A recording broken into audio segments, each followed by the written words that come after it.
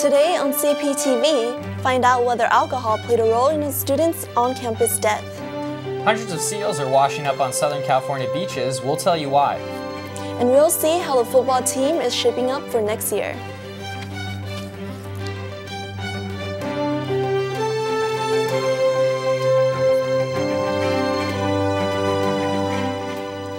Hi, you're watching Cptv. I'm Lena Soy. And I'm Trent Murfeld. Thanks for joining us. A Cal Poly student died while in Santa Barbara this past weekend. Giselle Ayala was a sociology freshman and lived in the Yosemite dorms. Ayala was visiting Santa Barbara with friends for Deltopia, where 15,000 to 18,000 people showed up this year to the party notorious for drinking. Her friends last saw her around 11 p.m. on Friday night and reported her missing around 7 p.m. on Saturday. A runner noticed her body floating on the water on Saturday morning, and police say her injuries are consistent with a fall, but they are still investigating her death. A candlelight vigil is scheduled for this Monday, April 15th at 6 p.m. in the UU Plaza. We have an update on the Cal Poly student who died in February. Brendan Huang's toxicology reports show that alcohol was not the cause of death. The coroner's unit of the San Luis Obispo County Sheriff's Office says 20-year-old Huang had a blood alcohol content of 0.03%. Police are still investigating the cause of his death. Drugs were not in his system when he died. His obituary said that he died on the way to his dorm of cardiac arrest. Some students are putting up a fight to remain on the quarter system. Just 5 weeks ago, President Armstrong sent out an email implying Chancellor Timothy White was planning on enforcing a semester system. Armstrong recommended staying on the quarter system to the Chancellor after both the student vote and the semester review task force were in favor of it. Now some students are taking matters into their own hands. They started a petition against semesters using Facebook to spread the word. It's called Get President Armstrong to Give a Public Announcement. I decided to start the Facebook page because I just wanted to see something being done. I wanted answers, I wanted to know what was happening, and I wanted to know what we could do to stop it. So I figured what better way than to try to start a movement. Armstrong is holding an open forum to answer students' questions, but in an interview with the Mustang Daily, he said it's not a response to the Facebook page. And you can ask your questions next Thursday at 1 p.m. in the PAC Pavilion. Republican state lawmaker and former Cal Poly student Abel Maldonado filed papers last Thursday to make a run for governor in the 2014 election. This allows Maldonado to begin to raise money for a campaign as he decides whether to challenge current governor, Democrat Jerry Brown. Maldonado told the Los Angeles Times he thinks it's time that we move forward with some bold ideas and solutions and believes we can do better as Californians. This month, state and local law enforcement agencies are putting extra emphasis on stopping distracted driving. April has been dedicated National Distracted Driver Awareness Month, and the San Luis Obispo Police Department is teaming with local agencies to ticket people who are using their cell phones while driving. Officers are also holding 2 no tolerance days this month. On these days, offending drivers will not receive a warning for using a cell phone while driving, but instead will be issued a citation. According to a study released by the National Highway Traffic Safety Administration, 80% of car crashes involve some form of driver distraction. The penalty for a distracted driving citation begins at $159.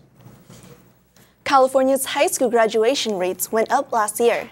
8 out of 10 students who started high school in 2008 graduated in 2012. That's according to new data coming from the California Department of Education. First of all, it means good news because more students are seeing their future with education, with getting a high school diploma as a key. Public librarian in Southern California. The report also shows 13.2% of students who entered high school in 2008 eventually dropped out. That's down 1.5 percentage points. Rising tensions with North Korea delayed a routine test of a U.S. intercontinental ballistic missile. Pentagon brass delayed last week's Minuteman III test at Vandenberg Air Force Base. Authorities say North Korea could misinterpret the test as a hostile gesture. The San Luis Obispo Downtown Association is asking City Council for more police enforcement in the downtown area. The association has circulated an online petition saying it is time for change the culture downtown. Association members say having officers patrol the area 7 days a week will minimize aggressive transient behavior. More than 600 supporters signed the petition that was presented Tuesday at the City Council meeting. According to San Luis Obispo Tribune, the city proposes to spend more than $300,000 on homelessness in the next 2 years. This is including costs to have 2 officers dedicated to patrolling downtown.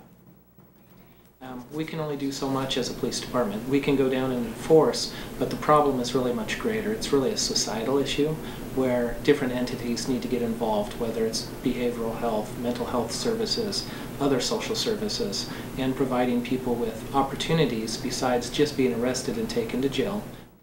If you wish to sign the petition, you can find it at www.change.org and search Downtown Slow. The Student Community Services Club held activities on campus all week to spread awareness on homelessness. One of the events was a sleep out that took place at the UU on Wednesday night. It consisted of a presentation on homelessness, activities, and games.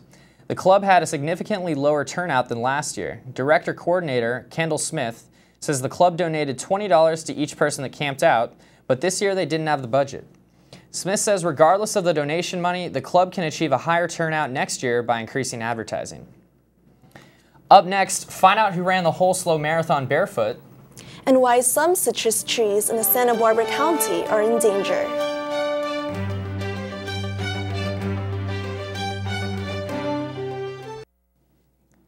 San Luis Obispo hosted its second annual marathon this past Sunday. This year's race had more than 4,500 registered athletes and raised more than $500,000 that went to Leukemia and Lymphoma Society. San Luis Obispo's new social ambassador, Bentley Murdoch, ran the entire race barefoot.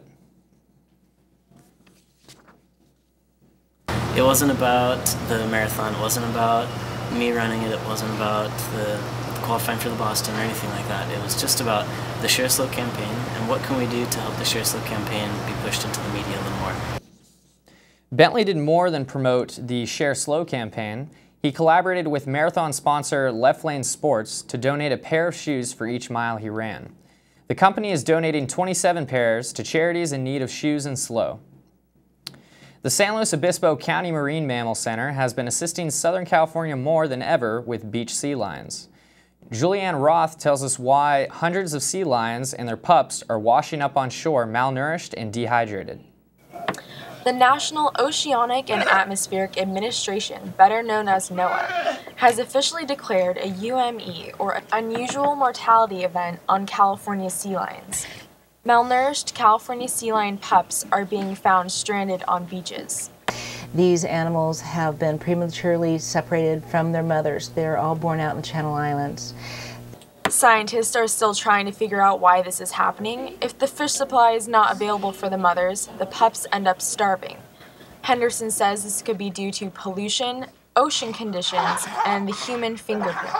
We've seen in our experience the last few weeks with 10 or 15 animals, we never saw more than 4 animals on site at the same time before the last few weeks. The Marine Mammal Center has 11 sea lion pups at their main facility, originally found on Santa Barbara beaches.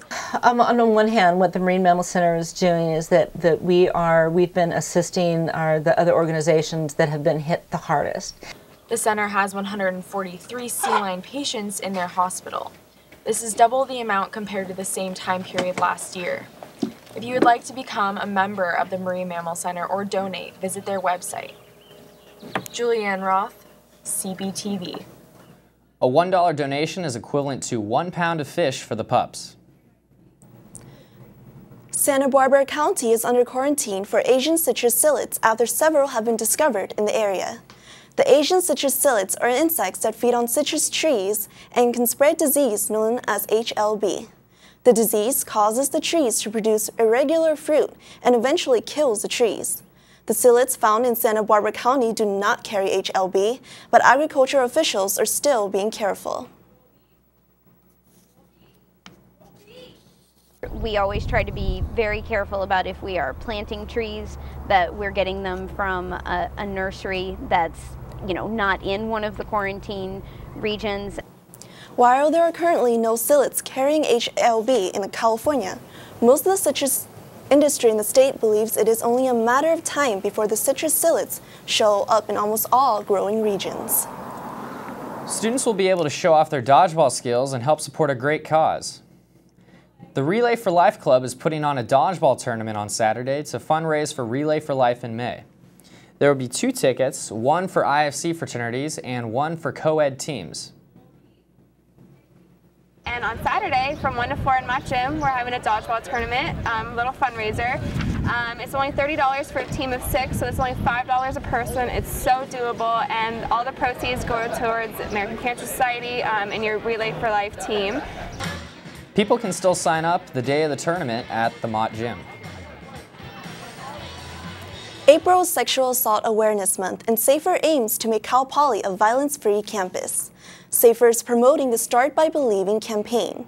Its website says it's designed to change the way people respond to sexual assault. SAFER is located in the Gender Equity Center in the UU. You're welcome to stop by if you have any questions or want to pick up your teal ribbon in support of this cause. SAFER says they aim to challenge the way people think about and approach sexual assault and its victims. You know, college and a higher education institution is about getting people out of their comfort zone and pushing them to talk about things that you might not feel are the average things to talk about. SAFER will be hosting events throughout the month. For more information and to check out the calendar, visit www.studentlife.calpoly.edu. Many Cal Poly students of the LGBTQT community are celebrating Pride Month this April. This week's events, such as the Planting Peace Booth and Pride Barbecue, aim to celebrate and spread Pride awareness. Students were able to plant their own sweet peas in pots in the UU Plaza at the Planting Peace Booth on Tuesday. For the Pride Barbecue, Cal Poly students brought lunch from Theta Chi and Pride for $5 on Dexter Lawn on Thursday. And this month's theme is Peace Through Pride. It's Pride Month. We have a lot of fun events coming up, including Pride Prom, which will be really fun. Other events this week were karaoke night, queer intimate partner violence, Simon Leeway's Science of Sexual Orientation, Bisexuality 101 workshop, and gender buffet. It has been really nice weather so far this week. Yeah, that's why I'm happy that we live in San Luis Obispo and Yes. it's fantastic weather. Yes. Olivia DeJaneiro will show us what kind of weather spring has for us in the forecast.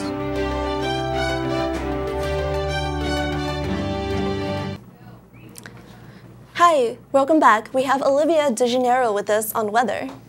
Yeah, Olivia, can you tell us what our forecast is looking like?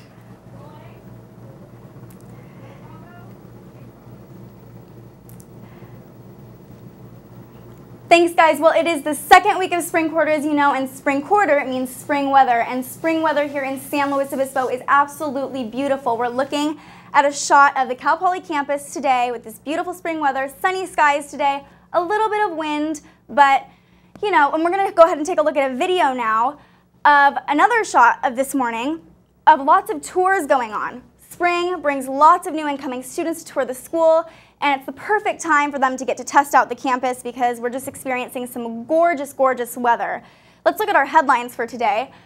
We're going to experience a low pressure system coming in, so it is going to get a little bit cooler. We're going to get some cloud cover coming in. The temperatures are going to drop, and we might experience winds as high as 20 miles per hour, but we're still going to have that beautiful Central Coast weather just with a little bit of wind added to it.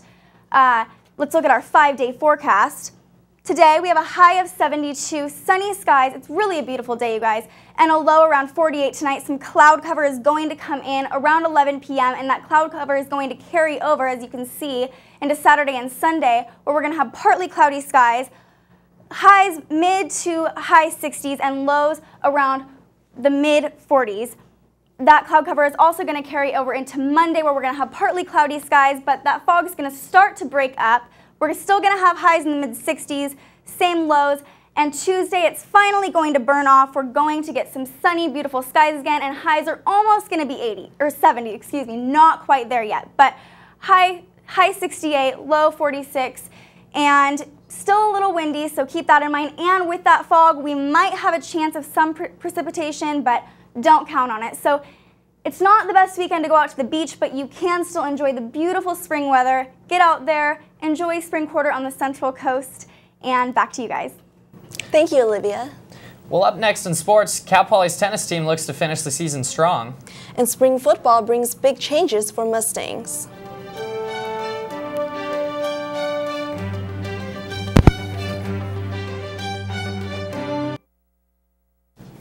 We have sports reporter Denzel Korteman here with us. Yeah, Denzel, can you tell us what's going on in sports? Yeah, of course. Cal Poly softball dropped both games in a doubleheader Wednesday to UC Santa Barbara. The Lady Mustangs lost 3-1 and 1-0 to the Gauchos to drop their overall record to 16-24 on the season. Cal Poly's lone run in the doubleheader resulted from an RBI double off the bat of junior shortstop Kim Westland. The Lady Mustangs are heading to Northridge tomorrow to play the Matadors 3 times in 2 days. They are looking to improve upon their record in the conference of 5-6 with just under a month left in conference play. Cal Poly's men's tennis is celebrating a conference win. They swept UC Riverside Sunday at Slow Country Club to improve to 9-8 overall in doubles action. Senior Andre Dome and junior Marco Camuzzo defeated their opponents 8-1 to improve to 3-0. Dome, currently ranked 22nd in the country, improved to 15-2 in doubles matches with the win. In singles, freshman Derek Keelan defeated his opponent 6-1, 6-1. The Mustangs take on UC Davis Friday. Well, Cal Poly has made a big coaching change this spring, and Trent looks like he got a chance to catch up to the team. Yeah, I caught up with head coach Walsh and the new offensive coordinator Tuiteli, and I talked to them about what we can expect from the Mustangs this upcoming year. Expectations for Cal Poly football. Following one of the best years in school history, players participated Wednesday in the first day of spring practice, where just over 100 Mustangs took part in basic offensive and defensive drills. The most notable change to the coaching staff has been the promotion of former offensive line coach Saga Tuiteli to offensive coordinator. Known by Coach T to his players, Tuiteli will lead an offense that ranked 13th in the FCS in total offense last season.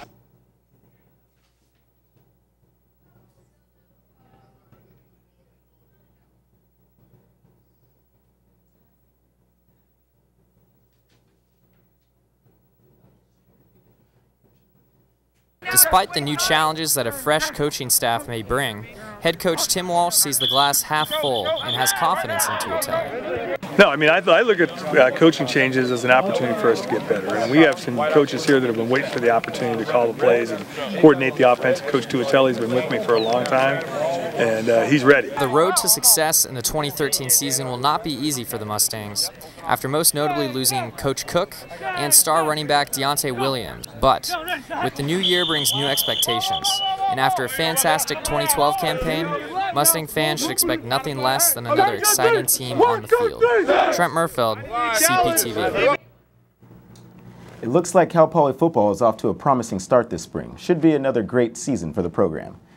Cal Poly baseball defeated Cal State Bakersfield 5-2 on Tuesday. Freshman pitcher Casey Bloomquist earned his first collegiate victory, allowing only 2 earned runs in 6 innings, with 5 strikeouts. The win improved the Mustangs' overall record to 22-8 overall. The Mustangs start a 4-game homestand tonight by taking on Hawaii in the first of a 3-game series. The game is at 6 p.m. at Baggett Stadium, where the Mustangs are looking to improve their conference record to 5-2 overall. Radio coverage of all 3 games versus Hawaii will be aired live on ESPN Radio 1280. Thanks, Denzel. Up next, slow confessions may be gone due to a violation of education code. And find out what the Blue Man Group has to say during their visit to Cal Poly.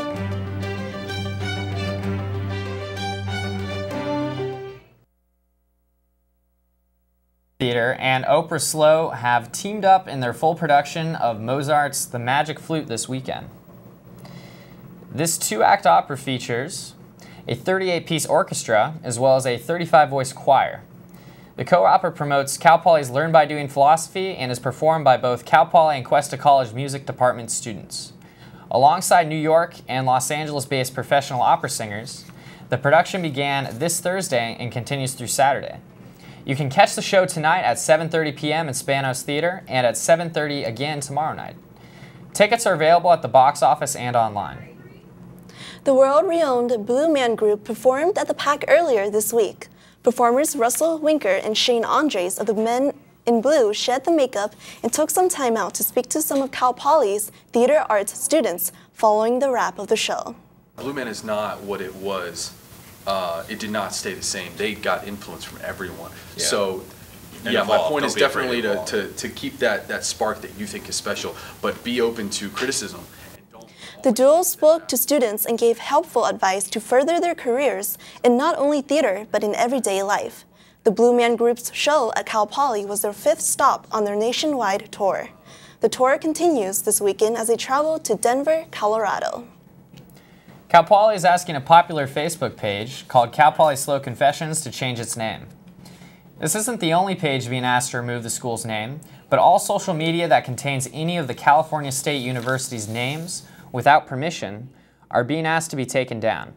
Using a university's name without its permission is a violation of education code. The Chancellor's office in Long Beach started this process and brought it to Cal Poly's attention, who then sent a letter to the Confessions page owner, computer engineering freshman Justin Salona. As of now, Salona is continuing to run the Confessions page using Cal Poly's name. Well, it looks like that was a good week of sports. I'm looking forward to Hawaii facing Cal Poly this weekend. Well, that's all we have for you for Cptv. Thank you for joining us. Have a great weekend, Cal Poly.